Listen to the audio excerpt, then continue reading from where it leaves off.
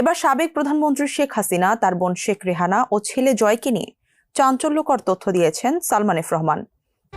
নতুন প্রকল্প মানেই বড় অঙ্কের কমিশন, আর এজন্যই নতুন নতুন প্রকল্প বের করার তাগাদা দিতেন শেখ পরিবারের সদস্যরা। এর সবকিছুই জানতেন সাবেক প্রধানমন্ত্রী শেখ হাসিনা। তবে আওয়ামী লীগের এই সভানেত্রী কখনো তাতে না করেননি। রিমান্ডে এমন চাঞ্চল্যকর তথ্যই দিয়েছেন সাবেক প্রধানমন্ত্রীর উপদেষ্টা সালমান এফ রহমান। এছাড়া উঠে এসেছে শেখ হাসিনার শাসন আমলে এস আলম প্রায় 1.5 লাখ কোটি টাকার পাচারের তথ্য, আর পাচারের অর্ধেক টাকাই নিয়েছেন শেখ রেহানা ও হাসিনার পুত্র সজীব ওয়াজেদ জয়।